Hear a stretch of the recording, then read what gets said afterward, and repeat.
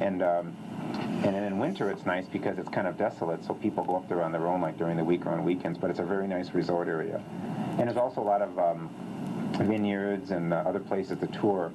And there's a lot of guest and bed and breakfast houses around there too. But when you get to San Francisco, just check there. But Russian River is usually the place that a lot of people like to see while they're in the area. Great. So a woman called and said she thought the caller ID idea was a really good idea. That came up last week. So I get one vote. You get one vote. We'll still be talking about that in the future. And then a woman called, said she loves being queer. Even though she's straight. She's straight, but she has a gay brother, but she loves being queer, and she says it's a great show, and blah, blah, blah. So we thank her for calling for that. And then maybe the last one to mention is Felix Bofield, who had some collages of Stonewall photographs that he took at the Stonewall March and rally in New York. He had those at Afterwards Bookstore for a while, but they're going to be at the Just Us bar, which is near 5th and National, starting December 5th for viewing, and apparently they're pretty nice. Show a lot of different images from that.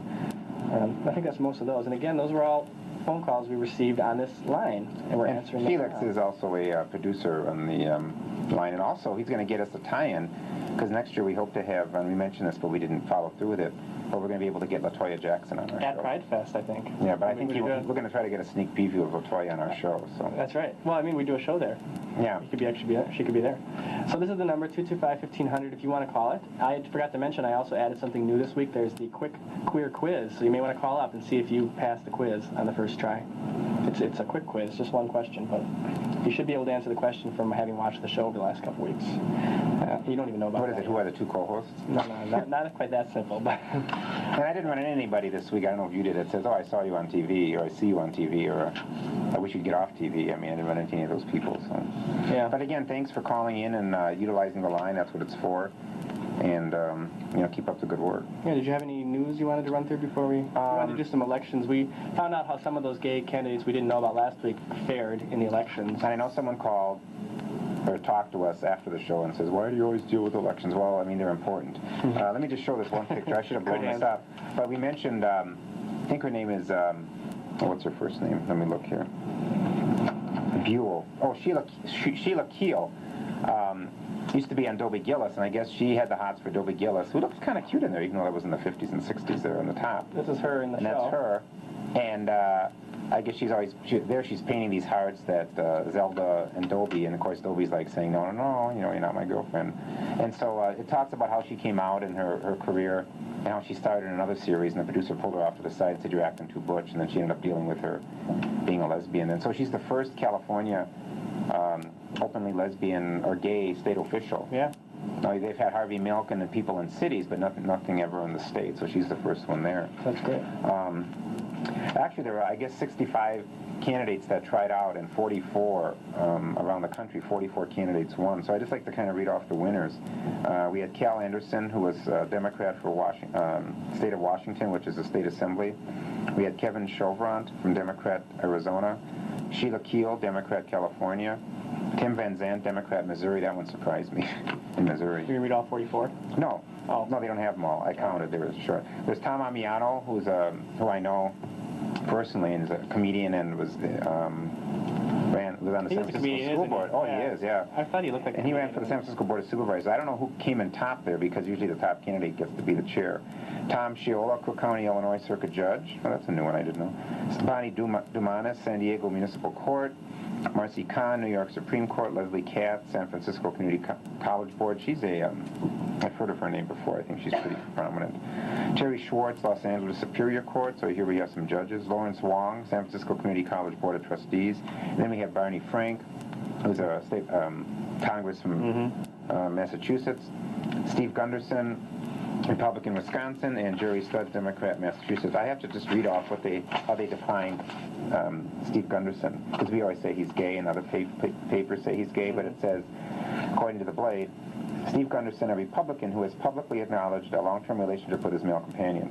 So that's a new euphemism for being gay. Really? It was publicly. A long-time companion is an old one. I thought that was cute. Yeah. And then, even though he didn't win, they commented here about openly gay candidate who lost, Republican Scott Everts in Milwaukee, said his race pressured, listen to this, the longtime Democratic incumbent, who is a closet lesbian, Barb Nordstein, to pledge a more supportive role on the issues of domestic partner legislation and legalization of gay marriages.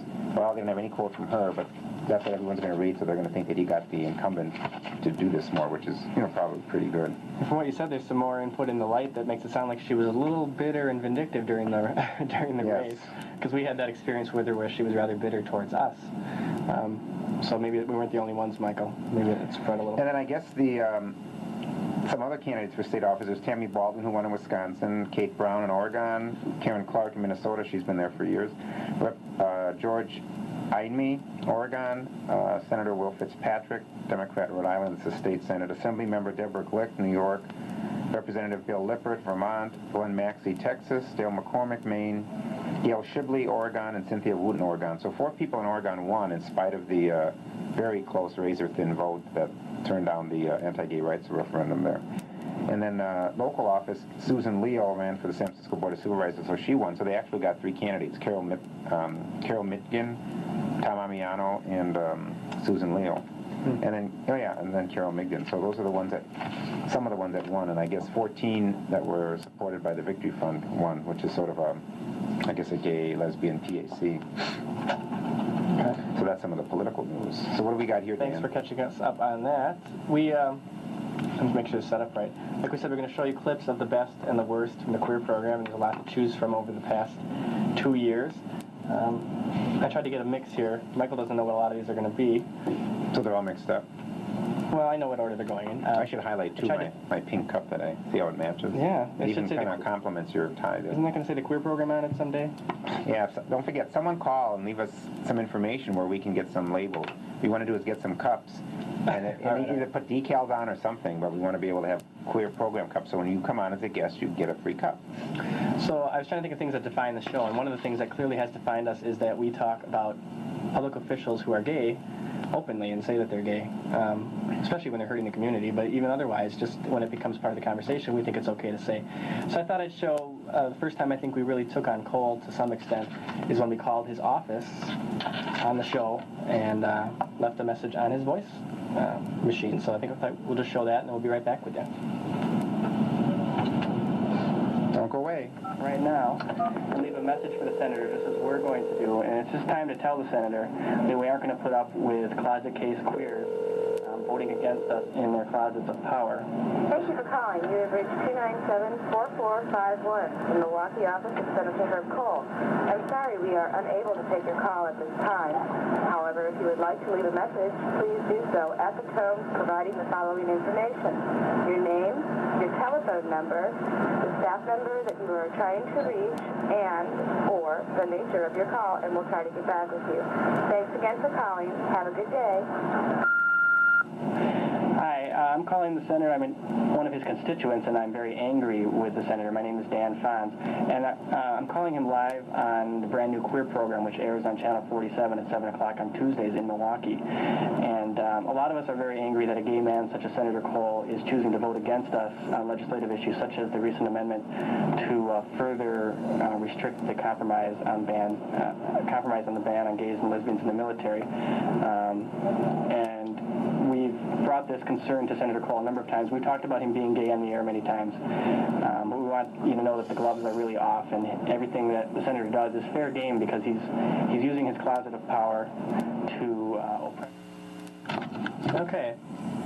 That was just a brief clip of the first time that we called Senator Cole. We've done a lot since then in terms of, we even spent Coming Out Day show one time. That was the first time we did it. That's funny because you're almost like pushing for a fight there.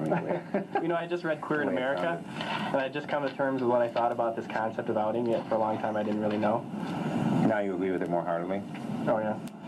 Well, I don't really... I still got halfway through the book and never finished. But... Yeah, but I didn't actually finish the entire thing, but I got the whole idea. That was September 14th, 1993. The first show that we ever did, which we showed you at the beginning, was November 4th, 1992, just so you know. The next one we're going to show you is another somewhat controversial one. It's February 8th of this year, and you may remember if you've been watching for a while, this is when we actually had a viewer who caught a Wauwatosa police officer on tape kicking him out of a park just because he perceived him to be a gay man and assumed that he would then, at some point, engage in something illegal. And this man got him on tape. We did an expose on that and had the Wauwatosa Police Department jumping around a little bit.